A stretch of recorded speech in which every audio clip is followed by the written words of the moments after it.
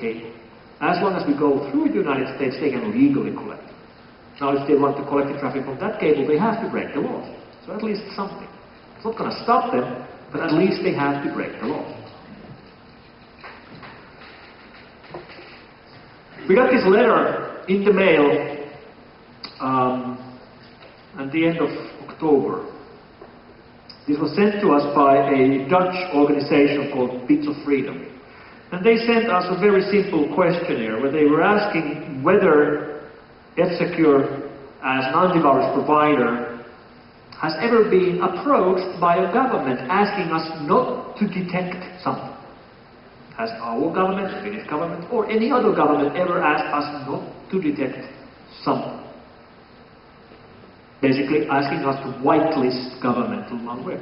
And if we would be accessed like that in the future, what would we say? Well, we responded back then, because we have a very clear answer to this. No, we haven't, and if we would be approached, we would say no. We will not whitelist governmental malware because we believe that that's not what our customers want. We believe our customers want a protection program which will block all malware. This same questionnaire was sent to 16 companies around the world. 9 companies responded. Everybody who responded like us, saying no, we haven't. But then there's a bunch of companies who never responded. Well, it's now March, so they've had time since October to respond. Maybe they've been really busy, or maybe they don't want to answer because they would have to answer a yes. We don't really know. But let me just point out that the largest American vendors, McAfee and Symantec, are yet to respond. Maybe they've just been very busy. I'm sure we'll see the letter very soon. So let's move a little bit away from US-centric problems, because it's not just a US-centric problem. Governments are using malware all over the world. It's clearly being used in totalitarian states. You go to countries like Egypt, Syria, Morocco, Mongolia, Iran. This is commonplace. But it's also being used in democratic Western states. This is from the German government, a contract with a Bavarian company called Digitask, in which they order backdoors and malware development from a German company for German government to be used. The end result of this contract was a piece of malware that we nowadays detect as the R2D2 Trojan. This particular case was being used by German law enforcement and customs departments to infect their own citizens with malware. So it's an example of law enforcement using malware against their own citizens. Some of these programs are not being developed by governments themselves. They actually outsource development. Companies that work in this space include companies called Hacking Team and Wupen and Finfisher, which is developed by a company called Gamma or Gamma Technologies. During the Egypt riots, the rioters 3 years ago actually stormed the offices of the Egypt State Police or Egypt Secret Police, and during those raids they actually found these papers which had a contract between Gamma Technologies and the Egypt government, where the government was buying tools to spy on their own people with Western technology. The offer here for these tools was 270,000 euros for pieces of malware. And that's a problematic scenario as well, where the West is producing tools to the more oppressive governments to use them against their own people. This is a snippet leaked from a US company called Endgame Systems, where they are selling exploit feed. So if you need a fresh supply of exploits for your governmental needs, they can provide you with one for $2.5 million a year. They guarantee 25 zero-day exploits a year. And this is a quote from the CEO of the French company Wupen, specializing in producing exploits and selling them to governments.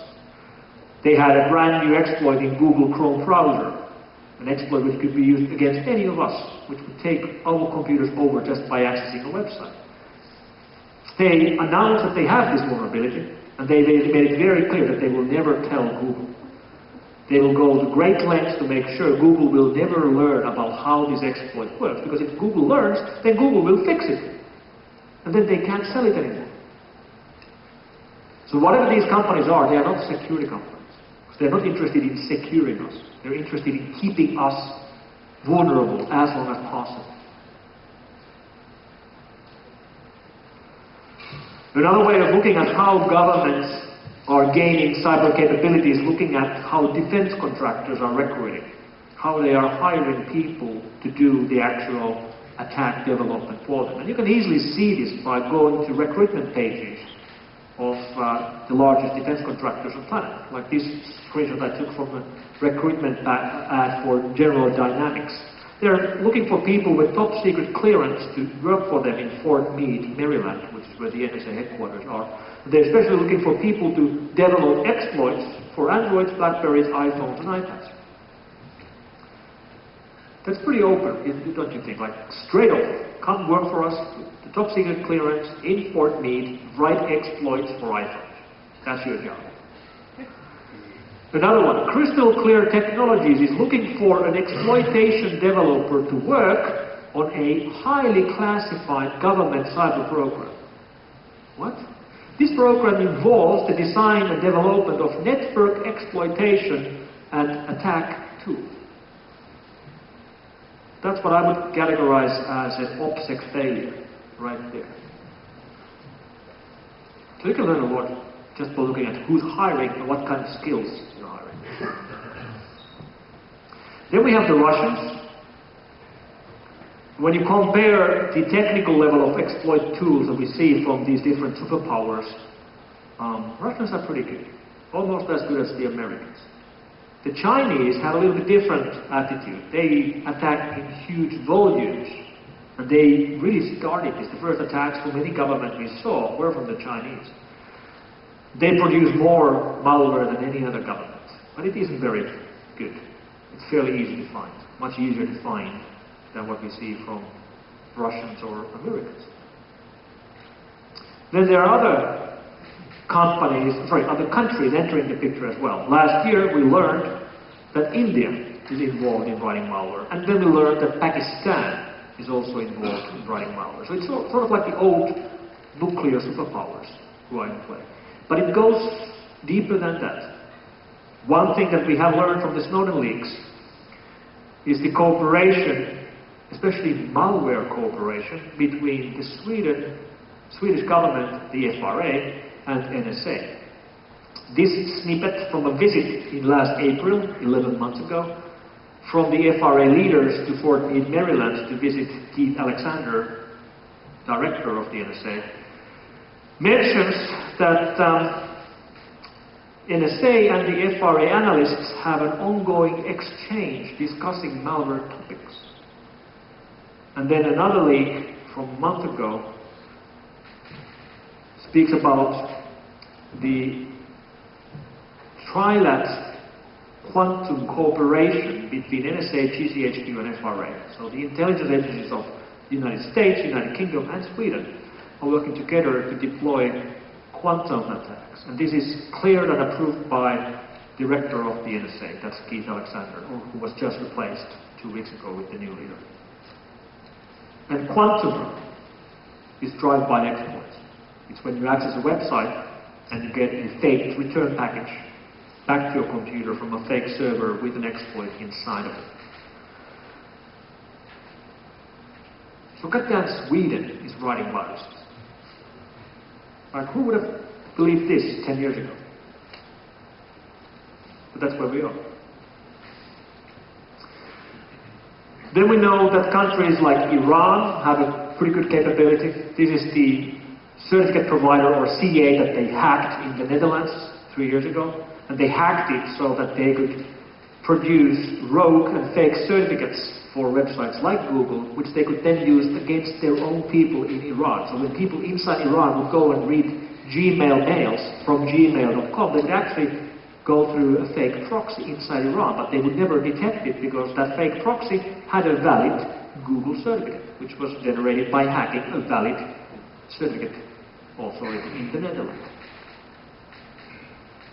And Iran has been in the headlines a lot regarding governmental attacks as a victim. This is a Siemens S7400. This is what the Stuxnet malware infected. Stuxnet, which continued spreading for roughly 2 years until we finally found it, which was pretty embarrassing for us working in the security industry. And there has been a whole collection of malware targeting Iran, the so-called Operation Olympic, which included not just Stuxnet, but, for example, Flame, which we consider to be even more complicated malware than Stuxnet ever was. There's also been a retaliation. In 2012, there was a very large attack against the largest company on the planet, Saudi Aramco, the governmental oil company of Saudi Arabia, which didn't attack their PLC systems or operational SCADA systems. It attacked their Windows computers. Roughly 75% of their workstations were wiped on one single day, taking the company down for a couple of weeks. And they were wiped by overriding the hard drives with one file, over and over again. And that file was actually a JPEG image file. And that JPEG image file was an image of a burning US flag. In the US media, this was categorized as a retaliation attack from Iran, retaliating the Stuxnet and Flame operation.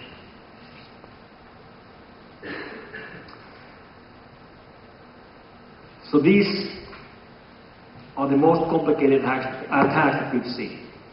Flame, which used fake Microsoft code signing certificates to bypass detection. Stuxnet, which infected factory automation systems, which have never been targeted by any other malware in history. And fighting malware like this is hard. Fighting malware which is done with multi-million-dollar budgets, done by, not by hobbyists or criminals, but done by governments, is very hard. How hard is it? Well, I've asked this regularly, and the way I really think about this is that, we have a new kind of an enemy. We've entered a completely new kind of a game. And if the old enemy that we were fighting had capability to write criminal malware, the new enemy has capability of infecting hard drives at the flash level. So even if you completely rewrite the hard drive, it's still infected. What the hell? Like, how are we even supposed to fight this? Like alien technology malware, basically. The old enemy we were fighting was fairly easy. Criminals trying to make money.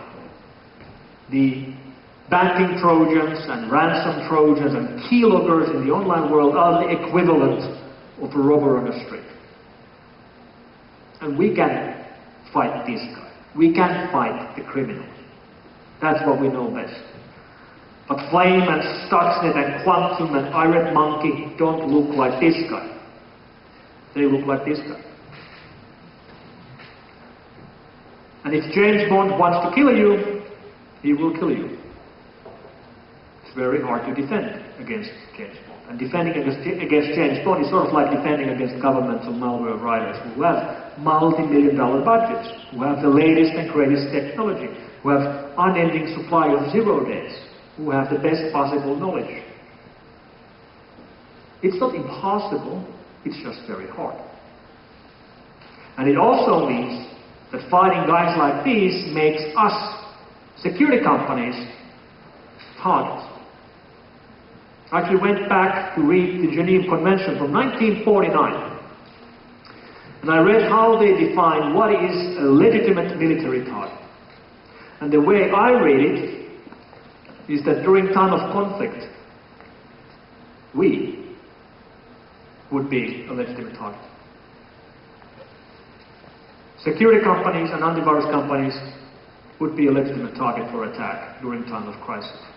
And that's not really what I signed up for when I started working with viruses in 1991. Back then when they were written by kids and teenagers for fun. But that's where we are today. And that's the war we have to fight. So we have to wake up. Because we've been sleeping. We thought we were in utopia. So we were all asleep. And now we have to wake up. Thank you very much.